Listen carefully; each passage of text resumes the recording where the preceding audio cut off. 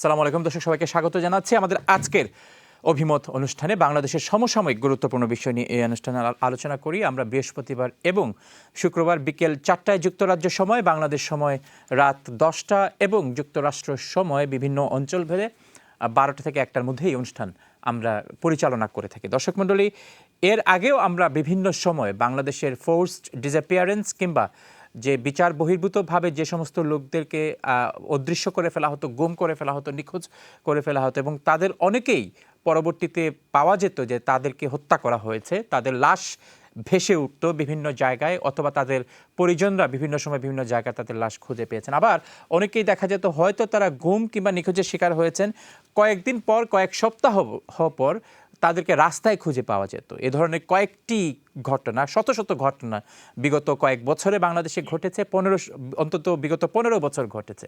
শেখ হাসিনা সরকারের সময়ের জাতীয়ভাবে এবং আন্তর্জাতিকভাবে সবচেয়ে সমালোচিত এবং সবচেয়ে কঠিন যে কাজগুলি সেই আমলে হয়েছে, সবচেয়ে সমালোচনার যে বিষয়গুলি হয়েছে এবং আন্তর্জাতিক অঙ্গনে বাংলাদেশের পরিচিতিকে যে কয়েকটি বিষয় সবচেয়ে বেশি আলোড়িত করেছে, বাংলাদেশকে দুর্নামে পরিচিত করেছে, তার মধ্যে একটি হচ্ছে ফোর্সড ডিসঅ্যাপিয়ারেন্স। এবং যেই স্কেলে ফোর্সড ডিসঅ্যাপিয়ারেন্স হয়েছে আন্তর্জাতিক অঙ্গন থেকে তাকে বলা হয়েছে যে ইন্ডাস্ট্রিয়াল স্কেলে বাংলাদেশে ফোর্সড ডিসঅ্যাপিয়ারেন্স হয়েছে। পরবর্তীতে অনেকেই যাদেরকে হত্যা করা হয়েছে এই ফোর্সড ডিসঅ্যাপিয়ারেন্সের অনেকেই তাদের পরিবার পরিজনদেরকে খুঁজে পাননি। আপনারা নিশ্চয়ই জানেন যে সিলেটের একজন সাবেক সংসদ সদস্য জনাব ইলিয়াস আলী, বিশেষ করে যারা বিশ্বনাথ, বালাগঞ্জ এবং উসমানীনগর বৃহত্তর সিলেটের যারা বাসিন্দা, আপনারা নিশ্চয়ই জানেন যে ইলিয়াস আলীর এই গুমের ঘটনার পর যিনি এখনও নিখোঁজ আছেন, যার পরিবার এখনও আশ্বাস দিচ্ছেন কিংবা এখনও তারা আশায় বুক বেঁধে আছেন যে সরকার পরিবর্তন হয়েছে, হয়তো সরকারের পক্ষ থেকে একটি সুস্পষ্ট জবাব আসবে, তারা আরও প্রত্যাশা করছেন হয়তো ইলিয়াস আলী ফিরে আসবেন। আমরা দর্শক মণ্ডলী আজকে এই সমস্ত বিষয়ে কথা বলার জন্য বাংলাদেশের এই ফোর্স ডিসঅ্যাপিয়ারেন্স কিংবা গুম এবং নিখোঁজের ঘটনার আন্তর্জাতিকভাবে স্বীকৃতি আদায় এবং আন্তর্জাতিকভাবে ক্যাম্পেইন পরিচালনা, যারা ভুক্তভোগী পরিবার আছেন বাংলাদেশে তাদেরকে এক প্ল্যাটফর্মে রাখার জন্য একটি সংগঠন কাজ করছে, তার নাম হচ্ছে মায়ের ডাক। আজকে আমরা আমাদের এই অনুষ্ঠানে মায়ের ডাকের একজন কো-ফাউন্ডারকে আমন্ত্রণ জানিয়েছি, একজন অর্গানাইজারকে আমন্ত্রণ জানিয়েছি। তিনি হচ্ছেন সানজিদা ইসলাম তুলি, যারা এই ফোর্স ডিসঅ্যাপিয়ারেন্স, গুম, নিখোঁজের ঘটনার বাংলাদেশের প্রতিনিয়ত খোঁজখবর রাখেন। তারা নিশ্চয়ই সানজিদা ইসলাম তুলির বিভিন্ন মন্তব্য, তার প্রতিক্রিয়া, তার অভিজ্ঞতা পত্রপত্রিকা, টেলিভিশন এবং সোশ্যাল মিডিয়ার মাধ্যমে দেখেছেন। আজকে প্রথমবারের মতো আমরা তাকে আমাদের স্টুডিওতে আমন্ত্রণ জানিয়েছি। আমরা জানি বাংলাদেশের আজকের বাস্তবতায় আরও অনেক গুরুত্বপূর্ণ বিষয় আছে, বিশেষ করে চট্টগ্রামে সাইফুল আলমকে হত্যাকাণ্ডের পর ইসকনের বিষয় এবং সনাতন ধর্মের অনুসারীদের নিরাপত্তার প্রশ্নে তাদের সন্দেহ, এবং একই সাথে এই ঘটনাকে কেন্দ্র করে আন্তর্জাতিক অঙ্গনে আলোচনার, বিশেষ করে ভারতের প্রতিক্রিয়া নিয়েও রাজনীতিতে অনেক আলোচনা। তবে আজকে এই সুযোগটি আমরা নিব সানজিদা তুলির সাথে কথা বলে, বিশেষ করে বোঝার চেষ্টা করব তিনি কেন এই মায়ের ডাক প্রতিষ্ঠানটি প্রতিষ্ঠা করেছেন, এই প্রতিষ্ঠানের মাধ্যমে যে সমস্ত ভুক্তভোগী পরিবার গুম এবং নিখোঁজের শিকার হয়েছেন তাদের পরিবারের বাস্তব অবস্থা জানার চেষ্টা করব, সেই সমস্ত শিশুদের কথা বোঝার চেষ্টা করব যারা হয়তো তার পিতাকে দেখেনি, অথবা হয়তো তার পিতা ছোটকালেই যখন দেখেছে তার হয়তো এখন স্মরণ নেই যে তার পিতার অবয়ব কীরকম ছিল, তিনি কেমন পিতা হতেন। সেই সমস্ত পরিবারের আর্থিক অবস্থা, সামাজিক অবস্থা এবং ভবিষ্যতের জন্য যে একটি অনিশ্চিত ভবিষ্যতের জন্য তারা অপেক্ষা করছেন প্রতিদিন, সেই বিষয়গুলি নিয়েও আমরা জানবো তার কাছ থেকে। এবং কতজন আসলে সরকারি হিসাবে, আমরা জানি যে এই ধরনের কখনোই স্পষ্ট করা হয়নি, কিন্তু বেসরকারি এবং আন্তর্জাতিক যে হিসাব বিভিন্ন সময়ে আমরা দেখেছি, শত শত মানুষ ডিসঅ্যাপিয়ারেন্সের শিকার হয়েছেন, তাদের কাছে সেই রেকর্ডটি কীরকম আছে। সানজিদা ইসলাম তুলি, অসংখ্য ধন্যবাদ বাংলাদেশ থেকে আজকে আমাদের এই অনুষ্ঠানে যোগ দেওয়ার জন্য। ধন্যবাদ। অবশ্যই এই চ্যানেল এসকে এবং আপনাদেরকে, যারা আমাদেরকে নিয়ে কথা বলছেন এবং এনফোর্সড ডিসঅ্যাপিয়ারেন্স নিয়ে কথা বলছেন, বাংলাদেশের সবচেয়ে বড় মানবাধিকার লঙ্ঘন আমরা যদি বলি গত ফ্যাসিস্ট রেজিমের সময়, বিগত 16 বছরে। তো সেই সময়টাতে আপনারা যদি দেখেন যে যেই প্রক্রিয়া ধারাবাহিকভাবে মানবাধিকার লঙ্ঘন করা হয়েছে, যেখানে পিলখানা হত্যা থেকে শুরু করে হেফাজতের যেই কর্মীদেরকে হত্যা করা হয়েছিল ম্যাস কিলিং এ, এবং পরবর্তীতে গুম এবং খুনের যে ধারাবাহিকতা বজায় ছিল, পরবর্তী সময় আপনারা দেখলেন গত জুলাই অগাস্টেও ছাত্রদের জনতার উপরে কিভাবে হত্যা চালানো হলো। তো এই মেকানিজমের মধ্যে আমার মনে হয় সবচেয়ে ভয়ের একটা সংস্কৃতি সৃষ্টি করার জন্যই এই গুমের যেই প্রবর্তনটা বাংলাদেশে হয়েছিল এই ফ্যাসিস্ট রেজিমের সময়। কারণ মানুষকে মুখ বন্ধ করে রাখার জন্য আমার মনে হয় সবচেয়ে বড় হাতিয়ার হিসেবে কাজ করেছে এই গুমের যেই মেকানিজমটা। এবং এখানে শুধুমাত্র যে একটা দুইটা বাহিনী না, সরকারি আইন প্রয়োগকারী সংস্থা প্রত্যেকটা বাহিনী জড়িত, এবং সরকারি মহল থেকে একদম সর্বোচ্চ মহল থেকে শেষ পর্যন্ত এই হোল মেকানিজমটার মধ্যে কাজ করেছে। এবং গুমের সংখ্যাটা যদি দেখেন এবং যাদেরকে টার্গেট করে গুমটা করা হয়েছিল, গুমের প্রত্যেকটা ঘটনা যখন আমরা আসলে প্রত্যেকটা পরিবারের সাথে আমরা এখন কানেক্টেড, তো তো সেই ক্ষেত্রে দেখা যায় যেই মানুষগুলো আসলে ভিন্ন দলের বা ভিন্ন মত পোষণ করত, বা তাদের কোনো ভিন্ন মত সরকারের বিরুদ্ধে থাকতো, তাদেরকেই গুম করা হতো। এবং তারা আসলে যদি অন্য ভিন্ন দলের হয় এবং সাংগঠনিক ভাবে খুব অর্গানাইজড মানুষ থাকে এবং তারা জনপ্রিয় থাকে তাদের এলাকাতে, সেই মানুষগুলাকে টার্গেট করেই কিন্তু এই গুমের যেই প্রক্রিয়াটা, গুমের যেই তালিকাটা বা যতজন মানুষকে আমরা দেখি তাদেরকে গুম করা হয়েছে। এবং মায়ের ডাকের প্রথম প্রতিষ্ঠাতা আমার মা, আমার হাজেরা খাতুন। আমার ভাই সাজিদুল ইসলাম সুমন, উনি 25 নম্বর ওয়ার্ড তেজগাঁয়ের সাধারণ সম্পাদক ছিলেন বিএনপির, এবং তাকে গুম করা হয় র্যাপিড অ্যাকশন ব্যাটালিয়ন 1 টিম, আমার ভাইকে সহ আরো তার 5 জন বন্ধু ছিলেন সেখানে বসুন্ধরা রেসিডেন্সিয়াল এরিয়াতে 2013 4 ভাইকে র্যাবের যে ভেহিকেল, র্যাব অ্যাকশন ব্যাটালিয়নের 2টা ডাবল কাভার ভ্যান এবং একটা মাইক্রোবাস এসে আনুমানিক রাত 8টার পরে তাকে ওই বসুন্ধরা রেসিডেন্সিয়াল এলাকার হচ্ছে আই ব্লক থেকে নিয়ে যায়। এবং যেখান থেকে নিয়ে যায় এটা একটা আন্ডার কনস্ট্রাকশন প্লট ছিল, আমার খালার বাড়ি যেখানে কাজ হচ্ছিল।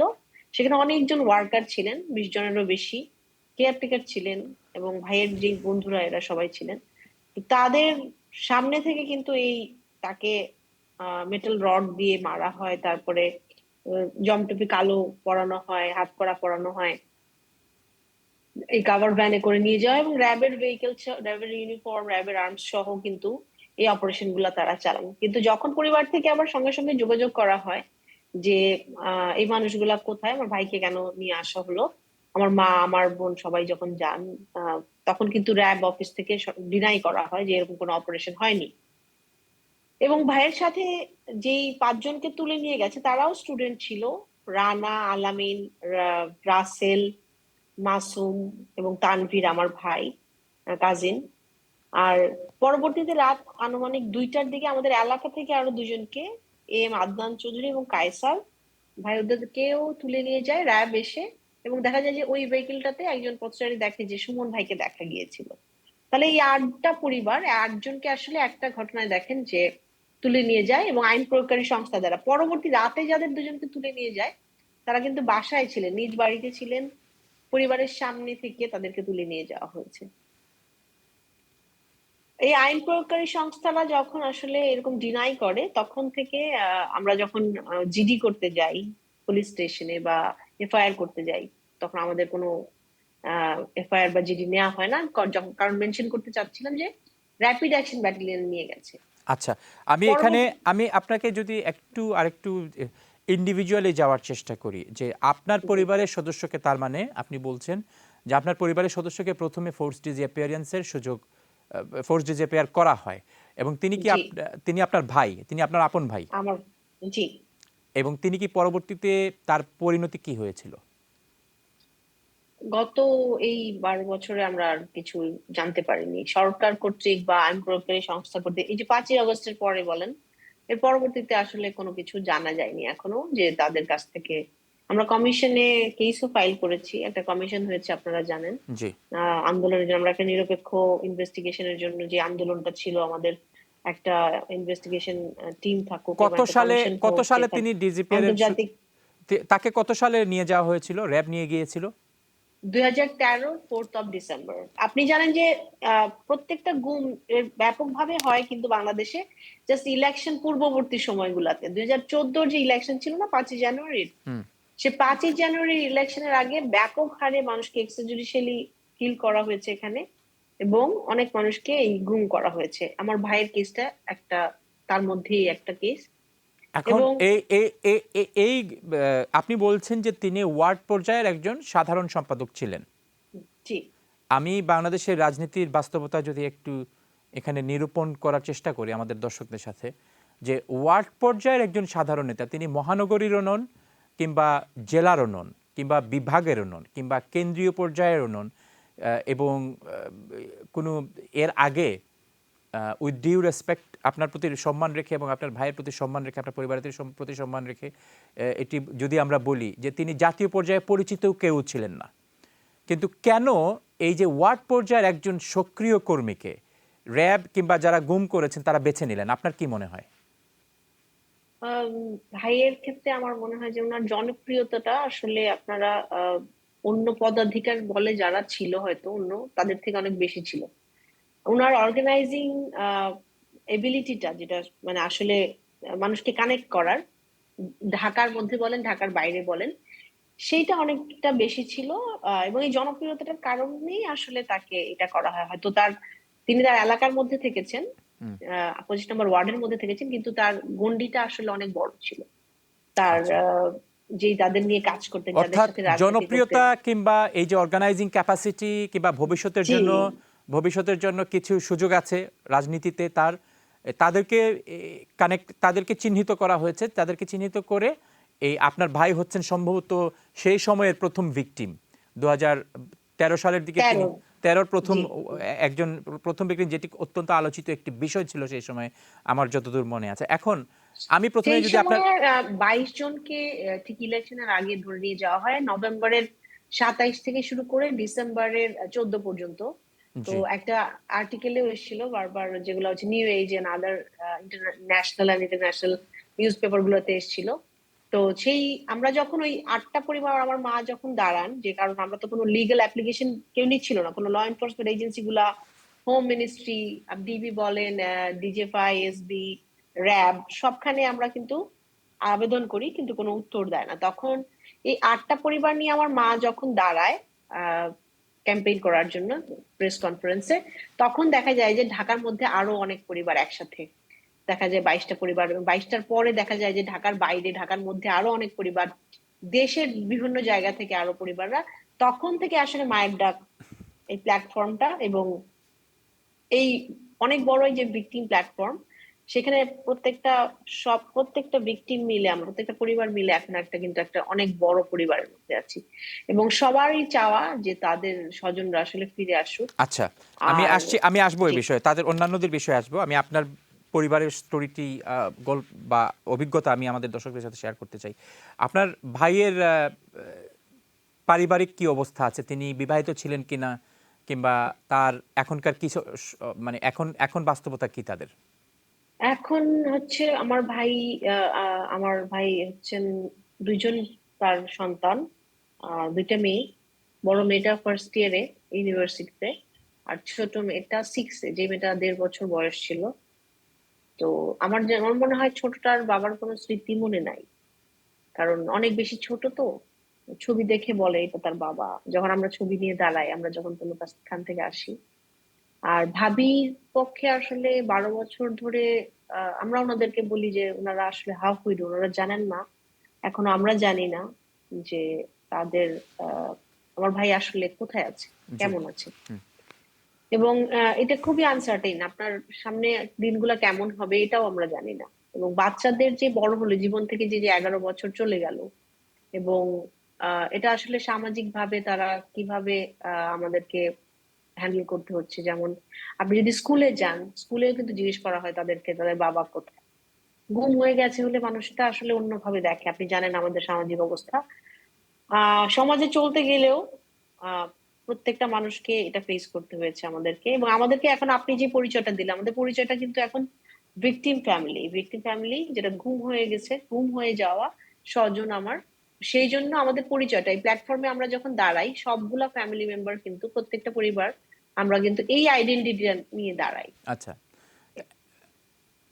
আমি জিজ্ঞেস করছিলাম যে সেই দুই সন্তানদের কথা এবং তার মায়ের কথা, এখন তাদের বাস্তবতা কি?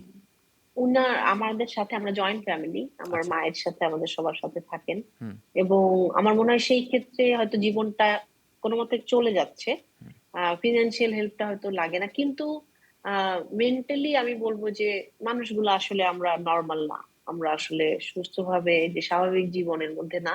কারণ আমার মাও 75 ইয়ার্স, ভাবি অলরেডি 11 বছর পার করে 12 বছরে, জানেন না ওনার হাজবেন্ডের কি অবস্থা।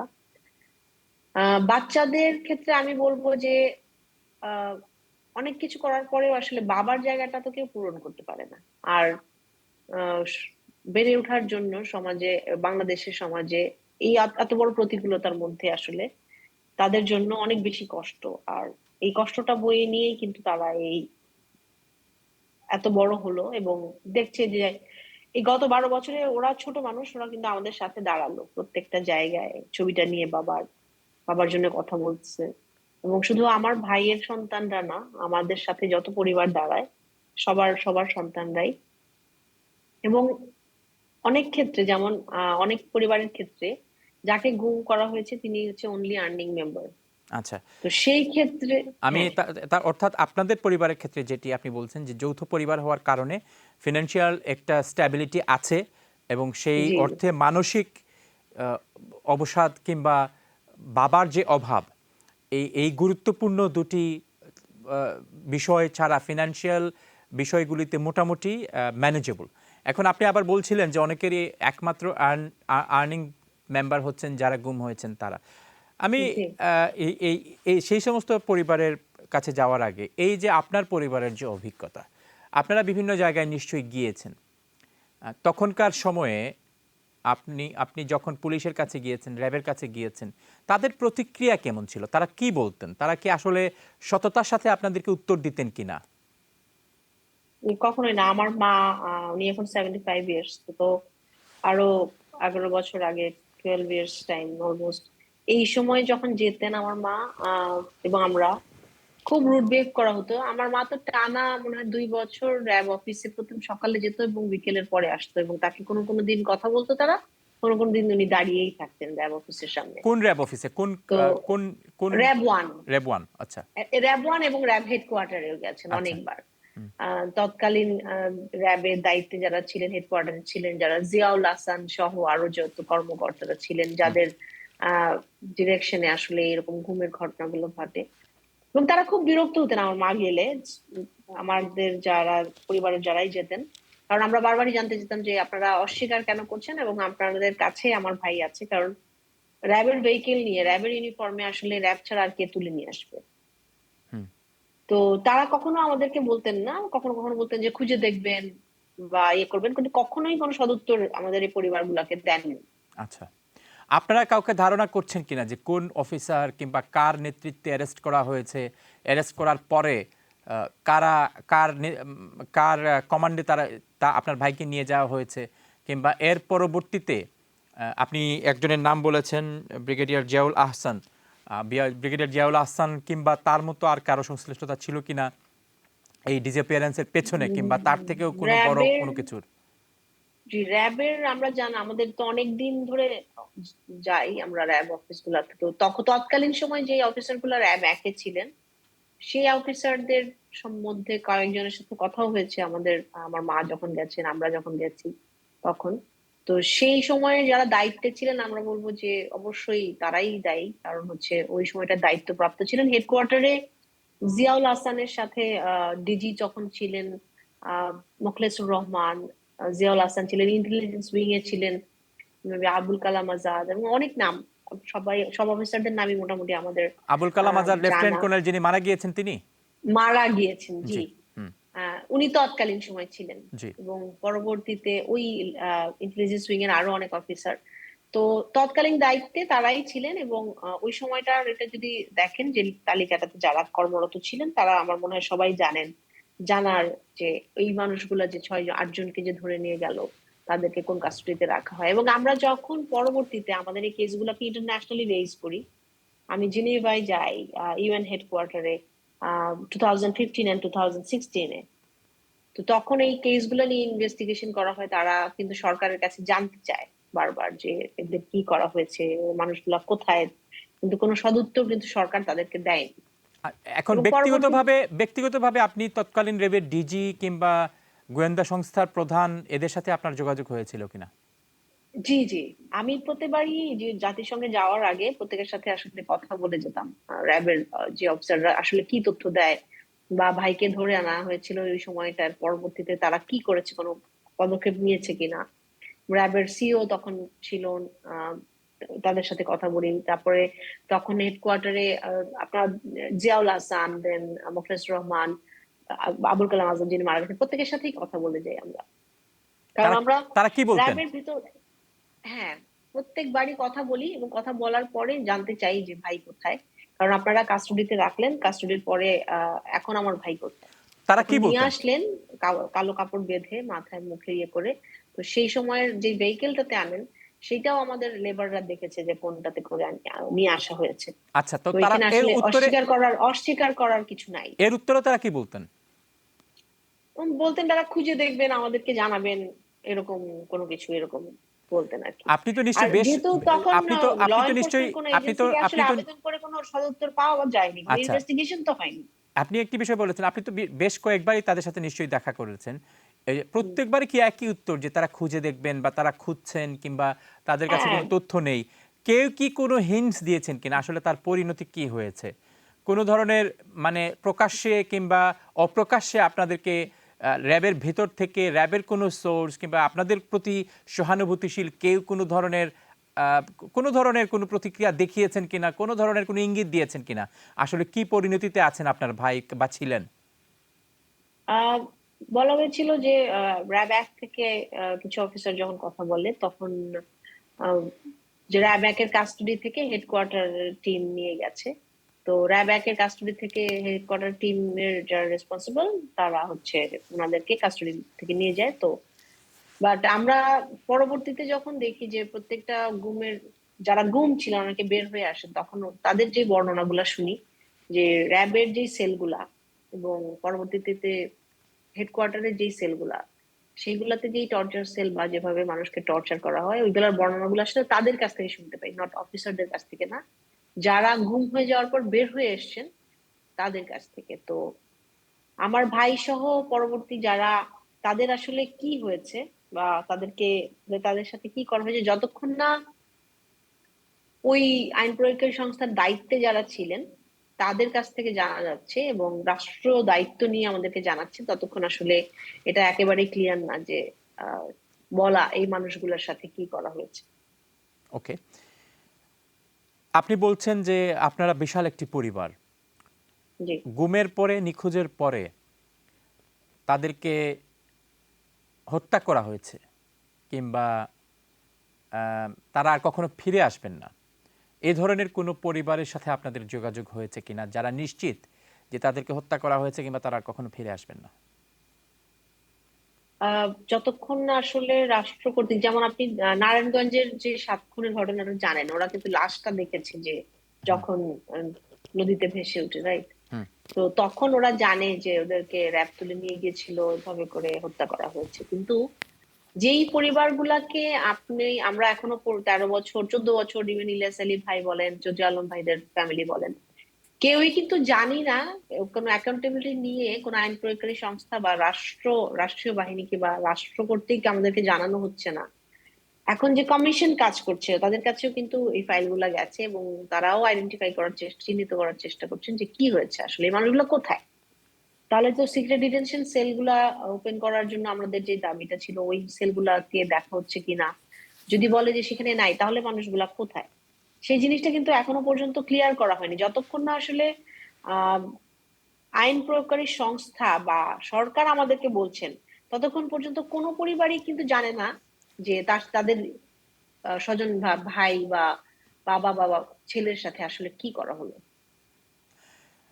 কয়েকদিন আগে এখন আন্তর্জাতিক অপরাধ ট্রাইব্যুনালের যিনি চিফ প্রসিকিউটর জনাব তাজুল ইসলাম, তিনি বলেছেন যে ইলিয়াস আলীকে জিয়াউল হাসান, ব্রিগেডিয়ার জিয়া হত্যা করেছেন বলে তারা খবর পেয়েছেন কিংবা নিশ্চিত হয়েছেন। এটি তার প্রকাশ্যে ইন্টারন্যাশনাল ক্রাইমস ট্রাইব্যুনালের সামনে সাংবাদিকদেরকে বলা কথা। তো এই যে একজন চিফ প্রসিকিউটর বলেছেন, নিশ্চয়ই এর আগে তারা তদন্ত করেছেন, সেই তদন্তের ভিত্তিতে তিনি এই তথ্য সাংবাদিকদেরকে বা বাংলাদেশের সামনে তিনি উপস্থাপন করেছেন। এই ধরনের তথ্যকে আপনারা কি সরকারের তথ্য হিসেবে বিবেচনা করেন কিনা, এবং এর মাধ্যমে আসলে ইলিয়াস আলীর নিয়তি প্রকাশিত হলো কিনা বলে আপনি মনে করেন? তথ্যটা কি সম্পূর্ণভাবে প্রকাশিত হয়েছে কিনা আসলে, কারণ যদি সেটা হতো তাহলে বিচারিক প্রক্রিয়াটা শেষ হওয়ার পরেই আমরা বুঝতে পারতাম আসলে যে এই যদি এই কেসটার হয়তো কোনো ইনফরমেশন বা তথ্যের ভিত্তিতে ওনারা এটা বলে থাকতে পারেন, বাট কেসটাকে আসলে ওপেন করা হয়েছে কিনা, প্রত্যেকটা তাদের পরিবারকে কি জানানো হয়েছে কিনা। কারণ আমি আমি গত কতদিন আগেও আমার ইলিয়াস আলী ভাবির সাথে কথা হয়েছিল, রুশদি ভাবি, জি। রুনা রুশদি ভাবি। রুশদি ভাবিদের সাথে কিন্তু আমাদের সবার অবস্থাটা একই রকম, কারণ আমাদেরকে কিন্তু আইন প্রয়োগকারী কোনো সংস্থা থেকে এখনো জানানো হয়নি। ওনাদের কাছে মেবি কোনো ইনফরমেশন থাকতে পারেন যেটাতে তারা ইনভেস্টিগেশন করছেন, কিন্তু সেটার কোনো ফল বা রায় বা একটা জায়গায় যে চলে যাওয়া, যে ডিক্লেয়ার দেওয়ার মতো সেরকম কোনো জায়গায় কিন্তু ওনারা যান নাই এখনো। তো সেই জায়গা থেকে আমার মনে হয় যে উম, যতক্ষণ না পরিবারকে বলা হচ্ছে, চিহ্নিত করে বলা হচ্ছে তার সাথে কি করা হয়েছে, কি কি হয়েছে, একটা মানুষ আছে কি নাই সেটা জানার জন্য প্রত্যেকটা পরিবার কিন্তু এই 12 বছর 13 বছর ওয়েট করে আছে। তো সেই জায়গাটাতে আমার মনে হয় না যে খুব ক্লিয়ার ডিক্লেয়ার মানে করা হয়েছে এবং প্রত্যেকটা পরিবারকে এই ইনফরমেশনটা দেওয়া হয়েছে, বা ইলিয়াস আলী ভাইয়ের পরিবারকেই দেওয়া হয়েছে, যেটা আসলে আমরা আমাদের কাছে তেমন ভাবে ক্লিয়ার না। যারা ফিরে এসেছেন গুম বা নিখোঁজ হওয়ার পর থেকে, যারা ফিরে এসেছেন, আসার পর আপনি কাদের সাথে কথা বলেছেন, তাদের প্রতিক্রিয়া কি ছিল? তারা কাউকে এমন কাউকে দেখেছেন কিনা যে যাদেরকে গুম করা হয়েছিল এবং তারা এখন পর্যন্ত নিখোঁজ আছেন বা তাদেরকে হত্যা করা হয়েছে?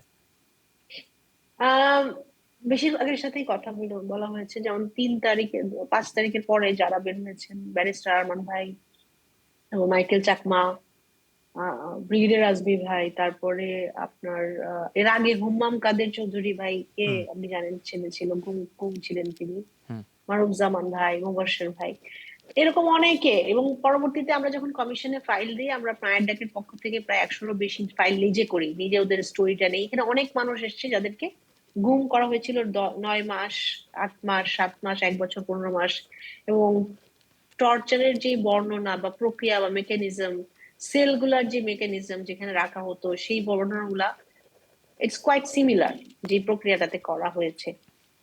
এবং তাদের কাছ থেকে জানা যে যে সমস্ত আলামত, তাদের ওখানে অনেক সেল দেখেছে, অনেক মানুষের কান্নার, টর্চারের সময় যে কান্নার আওয়াজ শুনেছে অনেকে। এবং যখন মানুষকে হাতকড়া পরানো থাকতো, ওই হাতকড়া দিয়ে ওয়ালে যদি কেউ কারো নাম বা মোবাইল নাম্বার লেখে, সেই খোদাই করা নাম নাম্বার অনেকে দেখেছেন, সেগুলো আমাদের সাথে শেয়ার করেছেন অনেকে। তো সেখান থেকে কিছু কিছু নাম উঠে এসেছে, কিছু কিছু নাম আমরা শুনতে পেরেছি। তারপরে লোকেশন বোঝা গেছে যে এরকম এরকম জায়গায় প্লেনের আওয়াজ শুনতো বা ট্রেনের আওয়াজ শুনতো, তাদেরকে কিভাবে এক সেল থেকে আরেক সেল ট্রান্সফার করা হতো, কিরকম টাইপের টর্চার করা হতো। টর্চারের যে বর্ণনাগুলো তারা করেছে খুব অমানবিক, আসলে এটা বারবার বলা যায় না। আমাদের জন্য প্রতিনিয়ত আসলে এই ট্রমাটা নিয়ে কাজ করতে হচ্ছে যতক্ষণ না আমরা জানি যে আমাদের ভাইদের সাথে কি করা হয়েছে। আচ্ছা, আহ, আপনি বলছেন যে অনেকে ফিরে এসে তাদের সাথে যারা ছিলেন তাদের বর্ণনা করতেন। আমরা জানি আয়না ঘরের কথা। এই আয়নাঘর আপনার তথ্য, আপনার জানা তথ্য মতে এই আয়নাঘর আসলে কার নিয়ন্ত্রণে ছিল? আমরা এখন বিভিন্ন সময় শুনছি যে আয়নাঘর প্রত্যেক বাহিনীতে এক একটা আয়নাঘর ছিল, আবার প্রথমে শুনতাম যে ডিজিএফআই এর কাছে আয়নাঘর ছিল। আসলে আয়নাঘর কার নিয়ন্ত্রণে ছিল? এটা তো অনেক বড় একটা মেকানিজম, আর প্রত্যেকটা আইন প্রয়োগকারী সংস্থাই এটার অংশ। তো প্রত্যেকটা আইন প্রয়োগকারী সংস্থারই আসলে এই সিক্রেট ডিটেনশন সেল, আয়না ঘরটা তো একটা নাম হিসেবে আমরা বলি, তো ডিজিএফআই সেল আমাদের সাথে যখন ফার্স্ট মিটিং হচ্ছিল 5 তারিখের পরে, তখন বলতেছিল 23টা তাদেরই সিক্রেট ডিটেনশন সেল আছে, র্যাবের আছে, ডিবির আছে, পুলিশদের আছে। তো সারা বাংলাদেশে ধরেন যে 100-এরও বেশি আসলে এরকম সিক্রেট ডিটেনশন সেল আছে, যেগুলাতে আসলে আমরা যখন ঘটনাগুলো বর্ণনা শুনি তখন বুঝতে পারি যে আহ এরকম সেলে মানুষ রাখা হচ্ছে, এরকম একটা লোকেশনে রাখাও যায়। একদম লোকালয়ের পাশেই এমন পুরাতন একটা বিল্ডিং, সেটাকে একটা সিক্রেট ডিটেনশন সেল বা আয়নাঘর করে রাখা হয়েছে। তো এই এই জিনিসগুলো আসলে কমিশন কিছু কিছু তো গিয়েছে অলরেডি, প্রায় 8টার মতো তারা ভিজিট করেছে। তো সেখান থেকে আমরা আলামত পাই যেগুলো খুবই ভয়ঙ্কর, যে যে সমস্ত সিক্রেট ডিটেনশন সেল আছে, র্যাবে আছে, ডিজিএফআই তে আছে এখনো, তো সেই মানুষগুলা কোথায়? বাট সেলগুলাতে আলামত পাওয়া গেছে। অর্থাৎ আপনি বলছেন যে প্রত্যেকটা আইন প্রয়োগকারী সংস্থারই একটি ডিটেনশন করে সেন্টার আছে, সারা দেশে এরকমের 61টির মতো সেল আছে আপনি বলছেন, এবং এই প্রত্যেকটি কি আয়নাঘর নাকি এক এক বাহিনী এক এক নামে ডাকে? আয়নাঘরটা মনে হয় ডিজিএফআই এর যে সেলটা, যখন ওই যে মেট্রো নিউজের একটা ডকুমেন্টারি হয় তখন সেটাকে আয়নাঘর নাম দেওয়া হয়, ডিজিএফআই এর সেল গুলাকে আয়নাঘর বলে। তো বাট বাকিগুলোকে, যেমন ডিবির যে সেলটা থাকে সেটা সিটিটি সেল, কাউন্টার টেরোরিজম সেল। র্যাবের যে সেলটা ছিল সে টিএফআই সেল। তো ডিফারেন্ট ডিফারেন্ট নামে তারা সিক্রেট ডিটেনশন সেল গুলাকে আসলে, আমার মনে হয় যে সবগুলাই সিক্রেট ডিটেনশন সেল, এবং মানুষকে অমানবিক ভাবে এখানে রাখা হয় 3 ফিট বাই 6 ফিট, যেই জায়গাটাতে আহ, কখনো হয়তো খাবার দিল বা কখনো হয়তো দিল না, ধরে নিয়ে টর্চার করে হয়তো কিছুদিন ফেলে রাখলো। আচ্ছা, কতজন মানুষ বেঁচে আছে, কতজন হয়তো সেই টর্চার নিতে পেরেছে কিনা সেটাও আপনি কি কোনো যতক্ষণ না আপনি জানি আমরা। 5ই আগস্টের পরে একে আপনি কোনো সেল বা কতটি সেল আপনি ভ্রমণ করেছেন? আমাদেরকে কখনো আহ, আয়নাঘর বা ডিজিএফআই বা র্যাবের ভিতরে যেতে দেওয়া হয়নি, কারণ আপনারা হচ্ছে চেয়েছেন, আপনারা মিটিং যেতে করেছি চেয়েছেন আমরা কিনা? তাদের সাথে। আপনারা যেতে চেয়েছেন যেতে কিনা? চেয়েছি, হ্যাঁ, প্রথম দিকেই আমরা তো 5 তারিখ থেকেই তাদের অফিসের সামনে ছিলাম। মায়ের ডাকে সব পরিবার চলে গিয়েছিল। আসলে আশা ছিল যে ফ্যাসিস্ট রেজিম তো চলে গেছে, হাসিনা চলে গেছে, তো তাহলে কেন ভাইদেরকে এখনো রাখা হবে এরকম সিক্রেট ডিটেনশন সেলে?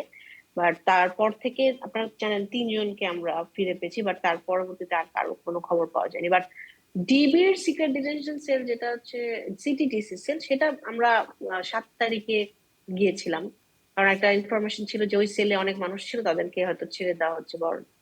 বাট ভিজিট করার সময় দেখলাম যে সেলগুলাতে অনেক বেশি মনে হয় মানুষকে টর্চার করা হতো, এবং কিছু মানুষ আমাদের সাথে ছিলেন যাদেরকে ওই সেলগুলাতে রাখা হয়েছিল কোনো একটা সময়, সেই মানুষরাও ছিলেন আমাদের সাথে। আচ্ছা, তো ডিবিতে 5 তারিখের আগে যাদেরকে আটক করে রাখা হয়েছিল, আপনি বলছেন যে 7 তারিখে আপনারা যখন ডিবিতে যান, যেটি আমরা টেলিভিশনেও দেখেছি, তখন সেখানে কেউ ছিলেন না। তো 5 তারিখের হুম। আগে যারা বন্দী ছিলেন ডিবিতে, তারা কোথায় আছেন, বা তারা কি ছাড়া পেয়েছেন এই এই এই অস্থির সময়ের মধ্যে ছাড়া ছাড়া পেয়েছেন, নাকি তারা এখনো নিখোঁজ? আমার মনে হয় অনেকে হয়তো নিখোঁজ, আবার জানি না তাদের সাথে আসলে কি হয়েছে, আল্লাহ জানেন। আর কিছু মানুষ, আমি বললাম যখন আমরা ভিজিট করি তখনও ছিল, এবং তারা এক্সপ্লেন করছিল যে তাদেরকে এভাবে এই সেলে কিভাবে রাখা হয়েছে, এবং প্রত্যেকটা সেল আপনারা যদি দেখে থাকেন ভিডিওগুলা, সামনে শুধু গ্রিল আর এই কোনো জানালা নেই, ছোট একটা ওয়াশরুম কর্নারে। এবং সেলগুলা দেখে মনে হচ্ছিল খুব আহ মানে কিছুদিন আগেই হয়তো মানুষ ছিল, পরিষ্কার খুব, এবং একটা ম্যাট্রেসের মতো, কিছু জায়গায় হাফ বটল পানি, কিছু জায়গায় উম, খাবারের প্লেট পড়ে আছে। তার মানে এর মধ্যে মানুষ ছিল এখানে। আর জায়গাটা পরিষ্কার দেখে মনে হয়েছে যে আসলে খুব মানে রিসেন্ট তাদেরকে সরানো হয়েছে। তো সেগুলা বোঝা যাচ্ছিল ওখানে যাওয়ার পরে। ওকে, যারা ফিরে এসছেন, আপনি তাদের অভিজ্ঞতার কথা বলেছেন, তারাও কি সবাই কি রাজনীতিবিদ ছিলেন, নাকি অন্য কোনো কারণে, ব্যবসায়িক কারণে, কিংবা শত্রুতার শিকার হয়ে কেউ কাউকে ধরিয়ে দিয়েছে, সেখানে হয়তো ঘুষের লেনদেন ছিল, পয়সার লেনদেন ছিল, এরকম কেউ ছিলেন কিনা, নাকি সবাই রাজনীতির কারণেই তাদেরকে গ্রেফতার করা হয়েছিল, গুম করা হয়েছিল? বেশিরভাগ মানুষকেই তাদের ভিন্ন রাজনৈতিক দল করার জন্য, বিএনপি করার জন্য, জামাত করার জন্য, এবং আপনি জানেন যে জঙ্গি তকমা দেওয়া হতো, একটা জঙ্গি তকমা দিয়ে অনেক মানুষকে হ্যারেস করার জন্য ধরে কেস দিয়ে দিল। সিক্রেট ডিটেনশন সেলে রেখে দিল 6 মাস, তারপর আবার কেস দিয়ে জেলখানায় পাঠিয়ে দিত। এরকম অনেক মানুষ বলেছে যাদের কেস আমরা কমিশনে দিয়েছি। তো আহ, সেই সেই জায়গা থেকে আমার এবং সাধারণ মানুষও ছিল যাদের টাকা পয়সার জন্য নিয়ে গেছে, এরকম কিছু ছিল। অনেক মানুষ আসেনি সেরকম। আর এই ক্যাটাগরি যদি আমরা দেখি যে অনেক মানুষকে ধরে নিয়ে গেছে এবং এখনো নিখোঁজ, কিছু মানুষকে ধরে নিয়ে গেছে এবং লং টার্ম রাখা হয়েছে, যেমন 11 বছর ব্যারিস্টার আরমান ভাইকে যদি দেখেন, মাইকেল চাকমাকে 5 বছর 3 মাস। আর কিছু মানুষকে শর্ট টার্ম 9 মাস বা 1 বছর রেখে পরবর্তীতে আবার জেলে অনেক বছর রেখে দেয়। এরা সবাই বেশিরভাগই, মোর দেন 95% হচ্ছে ভিন্ন দলের বা ভিন্ন মতের মানুষ, ভিন্ন দলের, ভিন্ন রাজনৈতিক দলের। এবং তাদেরকে মিথ্যা মামলায় ইলিগেল কাস্টডিতে রাখা হয়েছে, অমানবিক টর্চার করা হয়েছে। এবং প্রত্যেকটা মানুষ যারা ফিরে এসেছেন, যারা 5 তারিখের পরে কথা বলা শুরু করেছেন, তাদের যে বর্ণনা আসলে তা আসলে স্বাভাবিকভাবে কারোর পক্ষে নেওয়া সম্ভব না। যে বর্ণনা তারা করেন, যেভাবে টর্চার সেলগুলোতে টর্চার করা হয়। এবং সেই সময় এমনও হয়েছে তাদেরকে নাকি এমন অবস্থায় যদি চলে যায়, তাদেরকে ট্রিটমেন্ট দেওয়ার জন্য ওখানে ডাক্তারও ছিল, সেই ডাক্তার আবার ট্রিটমেন্ট দিতেন এবং পরবর্তীতে তাদেরকে আবার টর্চার করা হতো। এবং একটা একটা সময় মিথ্যা মামলা দিয়ে সাজিয়ে নাটক করে ওখানে আবার অ্যারেস্ট দেখানো হতো, হয়তো দেশের যে কোনো জেলায় নিয়ে যেত, সেই জেলা থেকে অ্যারেস্ট দেখানো হতো। অসংখ্য অনেক মানুষ ধন্যবাদ। ফিরে এসেছেন এবং তারা এইগুলো শেয়ার করছেন আমাদের সাথে। অসংখ্য ধন্যবাদ। আমরা যাব ছোট্ট একটি বিরতিতে। দর্শক দেখছেন অভিমত অনুষ্ঠান। অনুষ্ঠানের পরবর্তী পর্যায়ে আসলে কতজন মানুষ গুমের শিকার হয়েছেন, নিখোঁজের শিকার হয়েছেন, কতজন ফিরে এসছেন, কতজন হত্যাকাণ্ডের শিকার হয়েছেন, এই বিষয়গুলো নিয়ে কথা বলবো। এবং কথা বলবো এখন যে গুম কমিশন গঠিত হয়েছে তাদের কার্যক্রম কেমন চলছে, তারা কাউকে ফিরিয়ে দিয়েছেন কিনা, কোনো ধরনের কনক্লুশন আছে কিনা তাদের এই কার্যক্রমের কিংবা তদন্তের, এর মাধ্যমে তাদের কমিশনের মাধ্যমে আসলে এই যে সানজিদা ইসলাম তুলি বললেন যে 5 তারিখের আগে যারা ডিবির নিয়ন্ত্রণে যারা ছিলেন, ডিবির আয়নাঘরে যারা ছিলেন, তারা অনেকেই হয়তো এখনো নিখোঁজ আছেন। তাহলে যারা এখনো নিখোঁজ আছেন, 5 তারিখের ইমিডিয়েট আগে যাদেরকে গ্রেফতার করা হয়েছিল, এখনো যারা নিখোঁজ আছেন, এই গুম কমিশনের মাধ্যমে সেই খোঁজ পাওয়া যাবে কিনা, আইন শৃঙ্খলা রক্ষাকারী বাহিনী যারা আছে তারা অ্যাকাউন্টেবল হবে কিনা সরকারের কাছে, এ ধরনের ব্যক্তিদেরকে ধরে নেওয়ার পর তাদের পরিণতি তাদের পরিবারকে জানানো, রাষ্ট্রকে জানানো এবং সংশ্লিষ্ট যে সমস্ত ডিপার্টমেন্ট রয়েছে সেই ডিপার্টমেন্টকে জানানো, নাকি এখনো শুধুমাত্র গুম কমিশন হচ্ছে, এখনো আগের মতোই বাহিনীগুলি তাদের চর্চা অব্যাহত রেখেছে। দর্শক দেখছেন অভিমত অনুষ্ঠান। যাব ছোট্ট একটি বিরতিতে। বিরতির পর এই সমস্ত গুরুত্বপূর্ণ বিষয় নিয়ে আমরা কথা বলবো সানজিদা ইসলাম তুলির সাথে, যিনি কো ফাউন্ডার মায়ের ডাক। আমাদের সঙ্গেই থাকুন।